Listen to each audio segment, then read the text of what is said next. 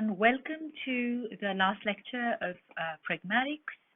So remember in the last class that we started talking about the different speech act and speech act theory given by Austin and Searle, and what we are going to do today is we are going to look at the different ways in which we should be cooperative when we are having a conversation with somebody else. So you have new readings for today. This is pages 245 to 268 of chapter 8 in your textbook. Remember that when we talk about conversations and when we talk about having a conversation with another person, majority of the times we expect to have cooperation, right? So you are talking to the other person given certain parameters of conversation. So when we are in a conversation, we have to be cooperative. That's one of the basic principles of communication.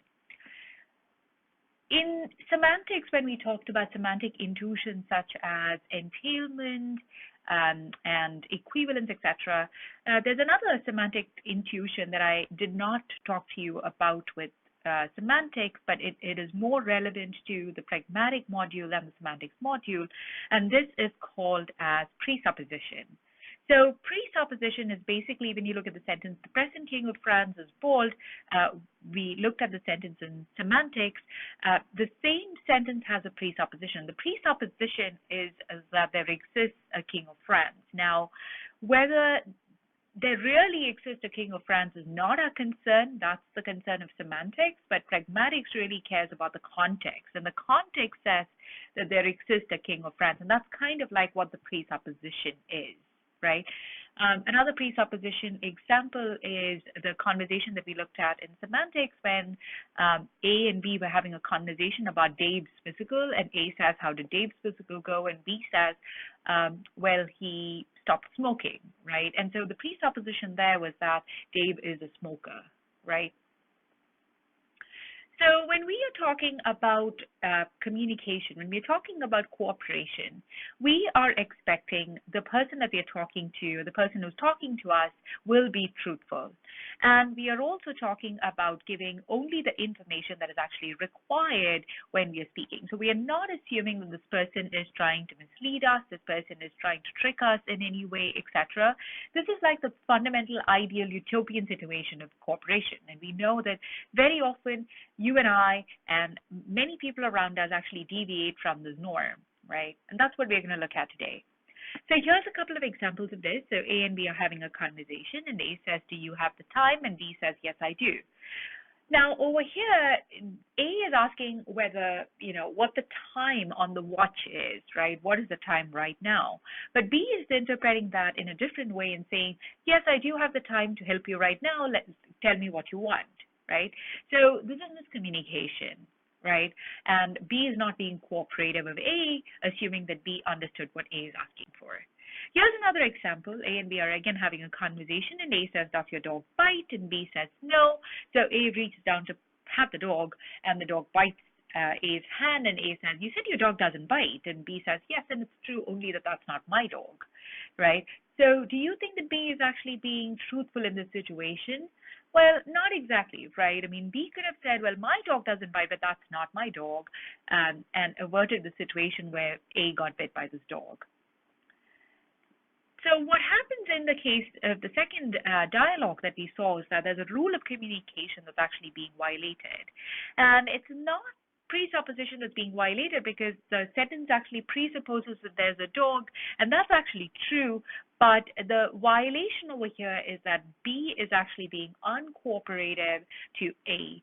B should have ideally and truthfully said that that's not my dog, and so don't go and pet that dog, but that's not what B said. And therefore, B is actually being uncooperative in this communication.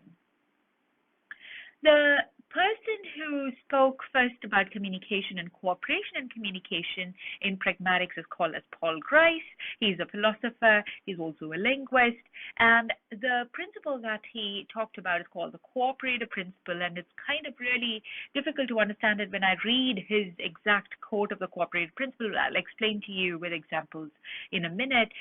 Make your conversational contribution such as is required at the stage at which it occurs by the accepted purpose or direction of the talk exchange in which you're engaged. Quite tricky, right? So let me break this down into smaller pieces.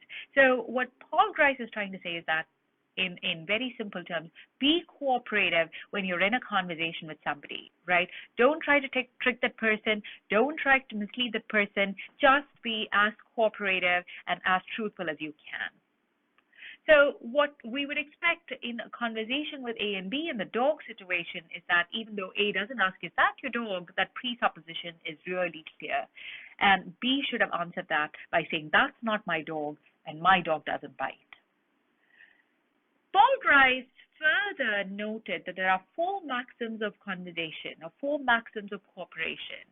And this is, again, like I said, the most ideal situation where we always adhere to, but very often we don't, and we deviate away from the maxims. But these are the 4 maxims. The first maxim is the maxim of quantity. The maxim of quantity says, make your contribution as informative as required, and do not make your contribution more informative than required. So speak only as much as you should. Don't say anything more because it's not necessary, and don't say anything less. Here's an example of the maxim of quantity. Here's a table, and as you can see, the table has been dripping paint. And when somebody comes to sit at the table, you can say, sit down at the newly painted table, right? And so this is giving maximum information as possible and only relevant information, because this is a newly painted table, and therefore, if you sit at the table, there is a chance that your dress could get paint on it. Right? And so the newly painted table is the perfect quantity, right, for describing this particular table. The second maxim is maxim of quality. Maxims of quality says, do not say what you believe to be false, and do not say that for which you lack adequate evidence. Right? So don't say anything that is false, and don't say anything for which you do not have any evidence. So here's an example of that. A says, where's the nearest supermarket? And B has absolutely no clue where the nearest supermarket is. And B says, well, I think there's one around the corner, but I'm not really from these parts, so I'm not exactly the best person, right? You're always obligated to tell the truth to somebody. But again, like I said, very often it's easy for us to lie and make up stories, right? But that's human nature. But this is the most ideal situation in which if somebody asks you something and you don't know, just say you don't know. Right? Don't try to mislead that person by saying, oh, there might be a supermarket around the corner, but I'm really not sure about that, right?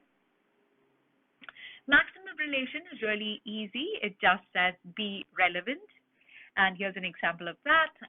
You meet a foreign-born individual at Wichita State at RSC, and A says, so where are you from? And the person says, Matt Pice 51456AB, Oslo, Norway, Europe.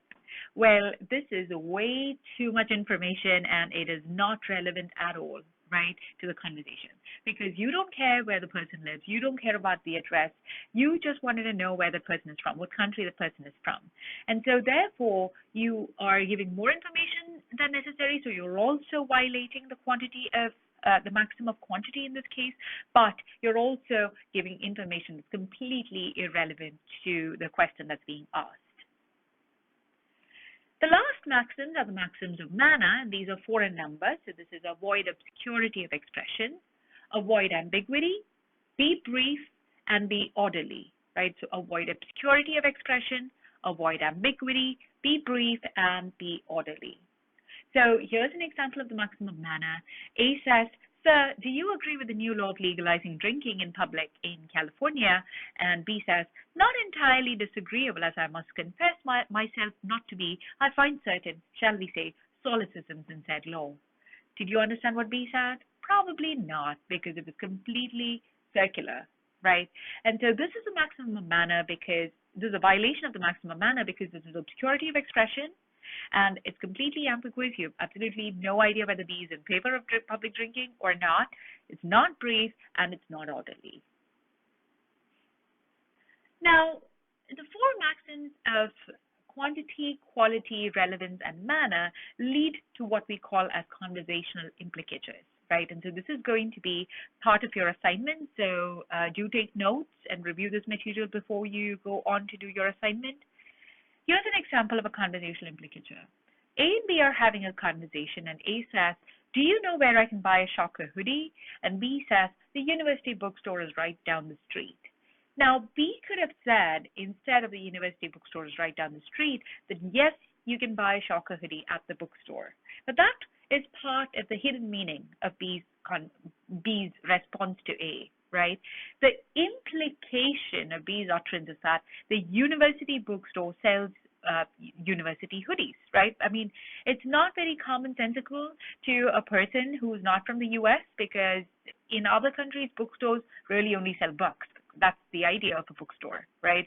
Very often in America, it's very difficult to find bookstore selling books only, right? Like in universities, for example, there's a lot of university merchandise that you don't actually find in other countries, to be very honest. So the implication that university bookstore sells hoodies might not be familiar to a person who's not from Wichita or a person who's not from America. So the university bookstore is right down the corner, or right down the street, implies that that's the place where you can buy the Shocker hoodie, right?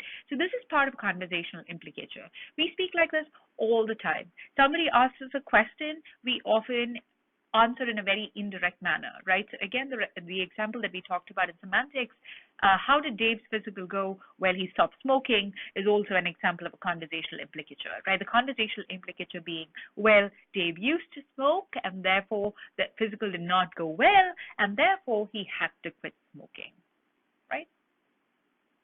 Here's another one. Do you want to go watch Avengers Endgame this Saturday?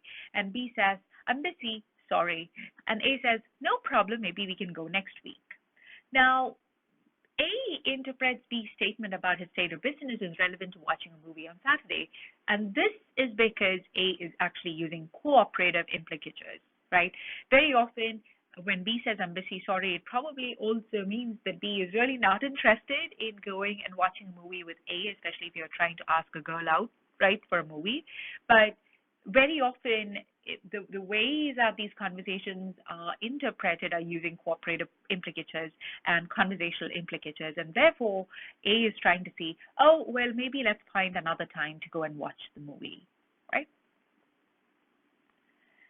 Very often when we talk about communication and having conversations with people, we also want to talk about politeness, right? And so this is a very important kind of concept that was given by this linguist, who's also a very famous linguist if you're interested in the language of women, the language and gender kind of issues. Robin Lakoff, she is a professor of linguistics and psychology at University of Berkeley. And she actually gave 3 general rules of politeness. The first one is called as formality. So if you don't know the person, be sufficiently aloof and be sufficiently formal, right? Because you cannot expect to have that kind of a casual relationship with a person that you've never met before, right? Hesitancy is the second kind of politeness. So give addressees option about how to respond, right? So be hesitant and don't control the conversation all the time. And equality. Act like equals and make the other person that you're having a conversation with feel good. We can talk about 2 kinds of faces, and I'm not really talking about face as like this face, but it's basically politeness markers that you can use in language when we talk about the 3 kinds of politeness. And these are called as positive face and negative face. The positive face is a desire to be approved or liked. And so very often you use politeness markers because you want to be approved in this conversation. You want people's approval. The negative face is not the opposite of positive face. It's basically the desire to be unimpeded in one's action. And so here are some examples of positive politeness. You give a compliment, right? Oh, red looks really good on you. Oh, your hair looks really good today. Using markers that indicate friendliness, thanking a person, etc., are positive politeness. And when you're using politeness in a negative way, you basically apologize profusely, right? You use markers of deference. And crucially, you also use indirect speech acts to make orders or requests. Remember our indirect speech acts from last module? So using an indirect speech act is an example of a negative politeness marker. We also often use discourse markers. One of the very common discourse markers that we use is so. So it's Thanksgiving next week. Now we turn to page 50, and we haven't really looked at things like so and now, etc. before, and these are called as lexical what lexical category is this? Well, these are called as discourse markers, and it can be any different part of speech actually. So what do discourse markers actually do? They organize the presentation of discourse. They provide clues to listeners about what to expect next. They relate the discourse to what came before and what comes after. So here are some examples of discourse markers. There are adverbs such as so, however, then, interjections such as oh, geez, wow, verbs such as say and look, conjunctions and but, and clauses like you know, I mean, etc. And so different discourse markers have different functions. So now, for example, is a focuser. So now let's look at page 50. Helps you focus on a particular object, and shows continuity within the discourse, and so is effects or logical consequences. And you can also show narrative progression with so. We can analyze conversation just like we can analyze text. So it's a really, really popular area of applied linguistics, pragmatics, semantics with respect to conversational analysis. And we can talk about different elements in conversational analysis. So we can talk about turn taking, right? And so basically the idea is that in a conversation, you have to give the other person a chance to speak, right? Otherwise it's going to be a monologue. The conversational floor it gives you the negotiation of turns, like you raise your hand to speak, or you say excuse me, and then you kind of take the conversation. That's called conversational floor. Now there are also many cues for turn taking. Very often silence is a cue. If somebody is silent, that probably means that the other person can respond, or the other person can start talking, asking a question. So directly saying, do you have something to say? That's a way of giving another person an opportunity. And then gesture, right? Like pointing or looking at somebody, making eye contact, etc. are cues for turn taking. So eye contact is another cue. Intonation, so falling intonation versus rising intonation, is another cue for turn taking in conversations. Very often, we have certain kinds of overlap between conversations, and this is called as simultaneous talk, but it's not considered a turn-taking violation, because very often, you're kind of ending your speech and somebody else is starting, and very often there's that overlap, right? And that's completely okay. But interruption is definitely considered to be a turn-taking violation, and this is when somebody is speaking and then the speaker interrupts that person and starts talking. Very often you see this in faculty meetings. So that's a violation of turn-taking.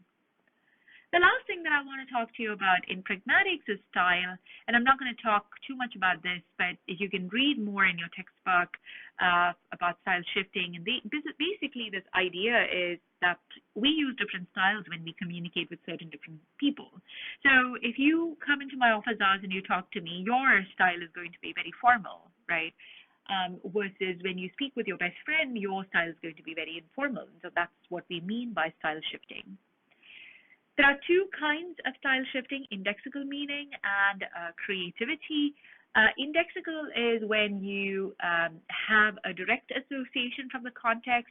So you want to talk about something very relevant in today's kind of world, and therefore the indexical meaning is rooted in society, right, and social norms and practice. So one of the common examples of style shifting with respect to indexical meaning is the use of like as a discourse marker.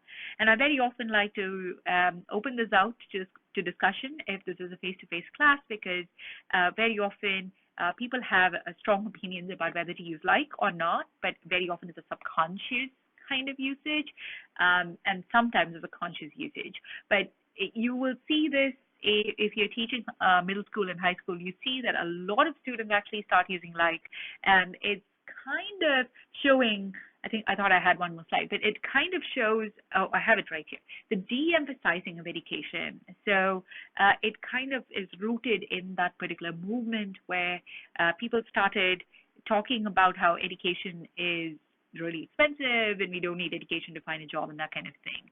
So that's the end of Pragmatics, and I will see you in the next video where we start the last module, language variation.